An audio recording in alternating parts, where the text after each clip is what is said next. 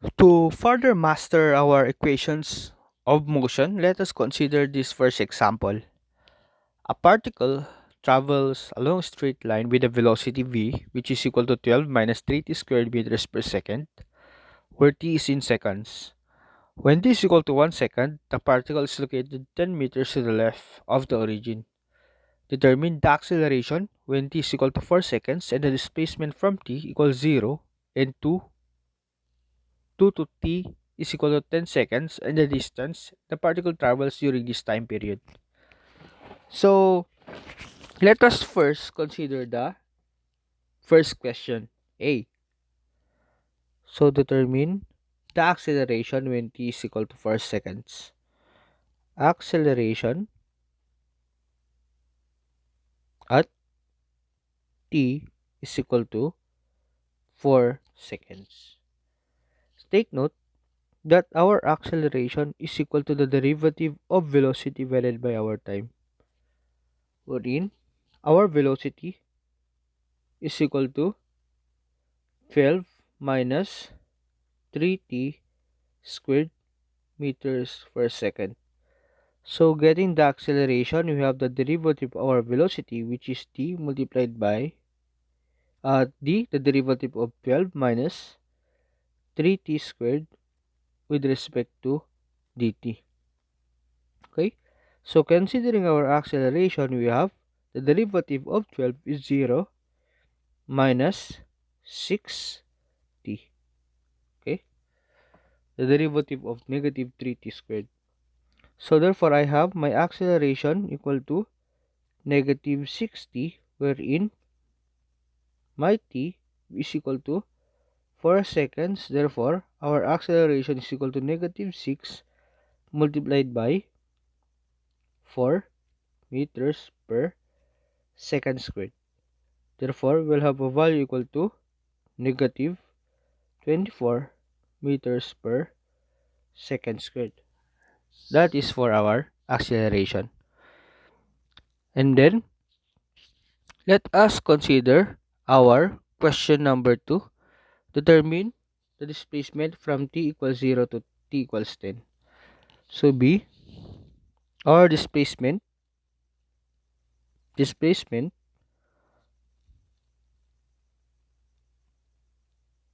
from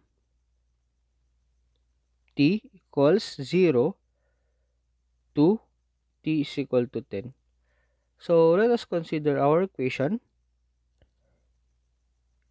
V is equal to ds over dt. But take note that our V was defined as 12 minus 3t squared, right? So therefore, by cross multiplication, we have V dt is equal to ds. But what is our V? Our V is equal to 12 minus 3t squared.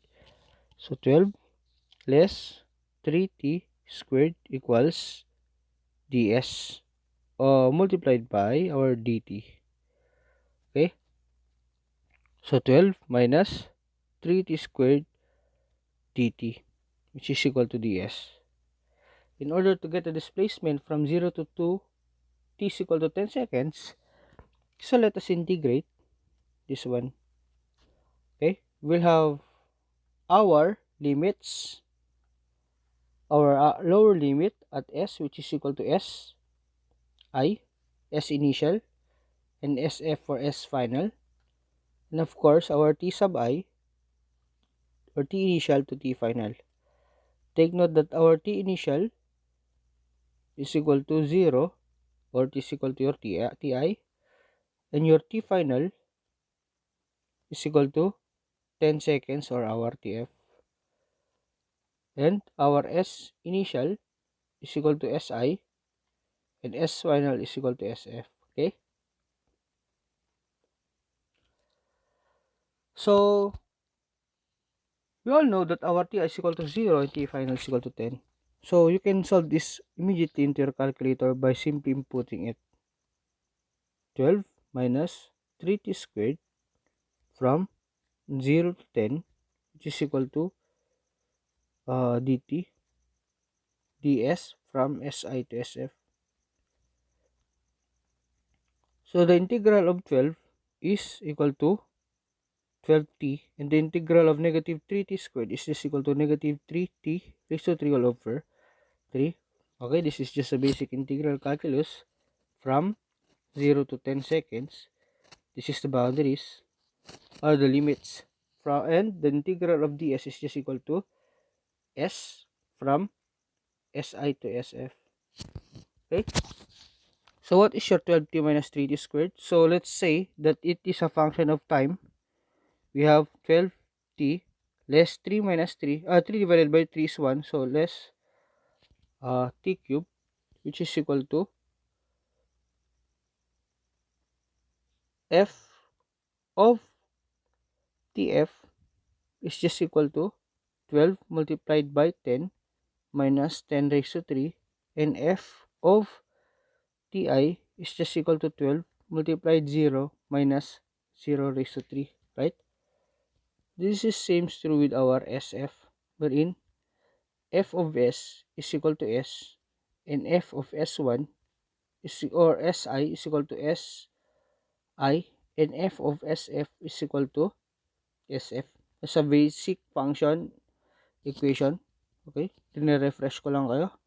So we'll have our boundary. So we have ftf less fti, which is equal to fsf less fsi. So substituting the values of your ftf, we have 12 times 10 less 10 raised to 3, close and open parentheses, less 12 multiplied by 0 less 0 raised to 3, which is equal to FSF less FSI. So we have SF less SI. So 12 times 10 is equal to 120, and 10 raised to 3 is 1000 less 0 equals SF less SI. Take note that our SF less SI denotes the change in S. And 100 minus negative 1000 is equal to negative 880 meters. Take note that our change of S or delta S is the displacement or the change in position, which is equal to negative 880 meters. Take note that this is not equal to your distance traveled or ST. Okay, they are not equal. Okay, this is our displacement, negative 880 meter. Next is our third question, C. What is our third question? Our third question is the distance the particle travels during this time period. So distance the particle traveled from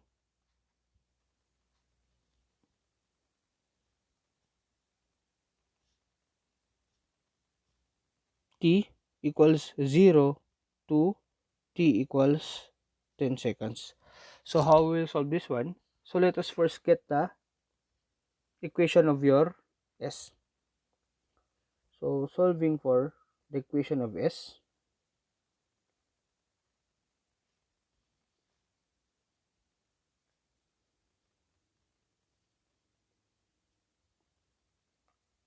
Particularly, we all know that V is equal to ds over dt, and we have integrated a while ago. So we'll have this equation 12 minus 3t squared, or this equation. So we have the integral of our v ds over dt.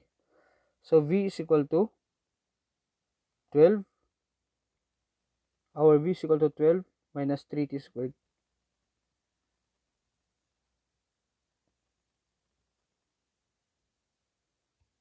multiplied by cross multiplication dt, which is equal to ds.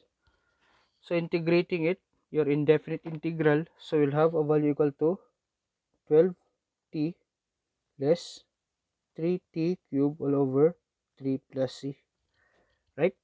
You raise to n plus 1 all over n plus 1 from the formula of your integral calculus, which is equal to S plus CS. Let's say this will be my CT. Okay.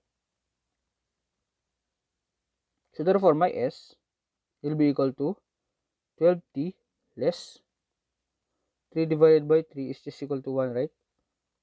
So T cube plus CT less CS. But this CT and CS just another constant.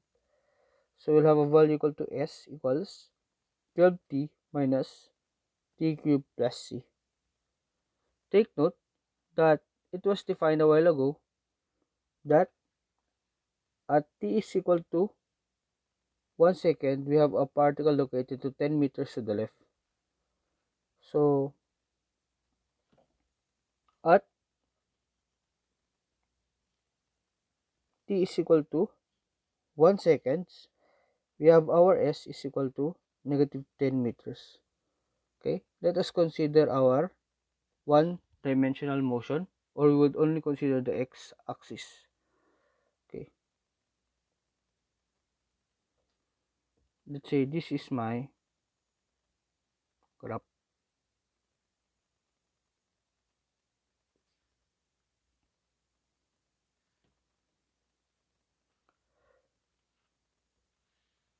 This is my x and y position.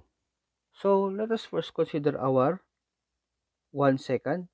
Okay, so at t and x, considering my t at 1 second, so dito muna tayo at my first direction. So at 1 second, okay, so I will just project my first motion direction. So at 1 second, we have negative 10 meters. Negative 10 meters. This is negative 10 meters. At t is equal to 1 second. So at t is equal to 1 second, so we have our s is equal to negative 10. So s is equal to negative 10. Substituting it to this equation, negative 10 is equal to 12 multiplied by 1 minus 1 raised to 3 plus c. So we have negative 10 equals 12 minus 1 is 11 plus c. Therefore, our c is equal to negative 10 plus negative 11. It is equal to negative 21. Therefore, we will have a formula or an equation equal to s is equal to 12t minus t cubed plus c minus 21. Considering this equation, what will be the value or the maximum value of our displacement going to the right? So if we would consider it, we will get the derivative of ds over dt equals 0, which is basically equal to your v equals 0, because the derivative of your v of your d is of your s is the velocity at max s to the right, maximum displacement to the right. So we all know that our v is equal to 12t minus 3t, 12 minus 12 minus 3t squared. Considering our v is equal to 0, so therefore v0 is equal to 12 minus 3t squared. So we have t squared is equal to 4. Therefore our t is equal to positive negative 2, getting the square root of both sides, right? But since t is a scalar quantity, therefore t is equal to 2 seconds. At t is equal to 2 seconds, so we will consider this as the maximum value of your displacement to the right. So solving for max displacement to the right, which means that hindi na siya tataas pa. hanggang this one na lang siya. Hindi na siya tataas pa to the right. Which means, after this value, all the values will be going to the left. All positive value of t will going to the left. Okay? So, we'll have solving to the max displacement to the right. So, S is equal to 12 multiplied by 2 minus 2 raised to 3 minus 21. We will just substitute this value to our equation. Okay? So, we'll have value equal to 12 times 2 less 2 raised to 3 minus 21 negative 5. S is equal to negative 5 meters. So, at 2 seconds, the value is here. At 2 seconds, negative 5 meters. This is at 1 second. At t is equal to 2 seconds. Okay? At t is equal to 3 seconds. At t is equal to 3 seconds, you can see that the value is finally going back to the left. So, S is equal to 12 multiplied by 3 minus 3 raised to 3 minus 21. So, substitute your t cube here to our equation of our displacement. Okay, never forget that. So, you have 12 times 3 minus 3 raised to 3 minus 21. Actually, it is not a part of the solution. I just want to show you that the motion will go to the left beyond that negative 5 meters. Okay. So, at 3 seconds, it would be here. At 3 seconds, at t is equal to 3 seconds, your x will be equal to negative 12. So, nandito na siya. Okay, dito na lang sa baba. Okay. And then, the particle is already there at t until it reaches t is equal to 10 seconds. So, no matter how far you will solve t2 to t2 to t10, so we'll have our distance at 10 seconds at t is equal to 10 seconds. So, we'll have a value equal to your s, which is equal to 12 multiplied by 10 minus 10 raised to 3 minus 21. We'll have a value equal to 12 raised to 10 12 times 10 minus 10 raised to 3 minus 21. We'll have a value equal to negative 901 meters, or value is 901 meters. So, pag ganito na siya,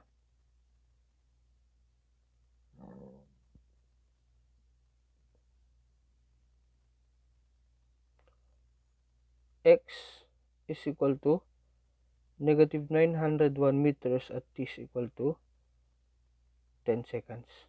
Okay? So, from 2 seconds to 3 seconds, it would be the distance traveled. Okay? But wait, we did not yet consider its position at 0 seconds. At t is equal to 0 seconds, so we'll have s is equal to 12 multiplied by 0 minus 0 raised to 3 minus 21. So, our s will be equal to negative 21 at 0. So, therefore, our s at 0 is negative 21. So, let's say this is at 1 seconds. At 0 seconds, let's say here, at t is equal to 0 seconds, our s is equal to negative 21. Okay? So, let us consider our distance traveled. So, our distance traveled is at 0 seconds, napunta siyang right to 1 second at 10 meters. Okay? Right? And then after that, at 2 seconds, it would go to the left from 5 meters to the left, and so on until it reaches our 10-second mark, wherein it is 901 meters from our x-axis. Is this the total distance traveled? No, because it did not go through our whole negative x-axis. Therefore, the distance traveled from 10 seconds is not actually equal to negative 901 meter. We will deduct our 5 meter to 901 meter, right? So let's say the distance traveled from my 2 seconds to 10 seconds, distance traveled from 2 seconds, our maximum value at to the right, from 2 to 10 seconds. Let's say I will call it as my D1. When I'm calling it as D1, therefore I will get the magnitude of this one. So magiging passive na siya. So we'll have my D1 will be equal to 901 meters less this excess, tama? Which is equal to 5 meters. So therefore my D1 is equal to 901 less 5 is equal to 896 meters. But we are considering our distance traveled from 0 to 10 seconds. So what is my distance traveled from my 0 to 2 seconds? Distance traveled from 0 to 2 seconds. So paano kukunin yun? Take note that at 0, at t is equal to 0, our s is equal to negative 21. Right? Therefore, pupunta tayo dito.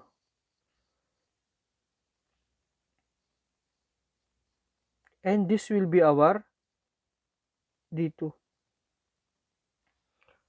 Right? And then, pagbalik natin, dun natin kinuha yung distance natin from 2 to 10 seconds.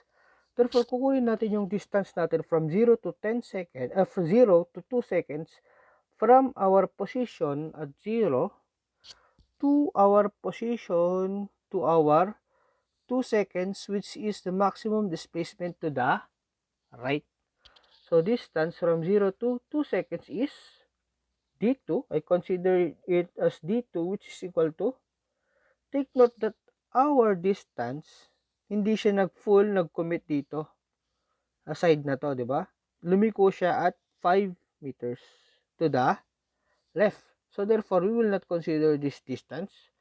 So, we know that from here is 21 meters. 21 meters to, tama? 21 meters less our 5 meters. So, our D2 will be 21 less 5. Sir, ba't hindi mo lang negative? Take note that this is a distance. So, kinukuha ko na lang yung magnitude niya. So, 21 less 5 is equal to 16. Okay? So, therefore, the distance traveled, so I will call it as our ST is equal to D1 plus my D2, which is equal to 896 plus 12, which is equal to 912 meters. Okay? So, mapapansin nyo that if you are considering only the displacement is, you would only consider this position, okay, this position at 21 to the final position. Kaya mapapansin nyo that it is equal to negative 880 from the term 901 minus 21. Okay? Yan. Right? 901, this whole distance, less the distance, its distance at 0th position, which is 21. So, final distance is 901, less, the final displacement is negative 901, and its initial distance is negative 21. You can see that the change in displacement is equal to negative 880, carrying still the negative, which means that it is going to the left. Okay? Yan.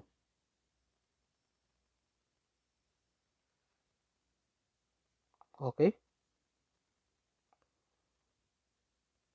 So, in this graph, you will see the difference between your distance and displacement. Your displacement is the measure of your position from your initial position to your final position, your SI to your SF. Unknowingly, you have traveled from 16 meters to the right and then going back to 901 meters to the left. So, therefore, you will have a value equal to 912 meters. Okay? Distance traveled from 8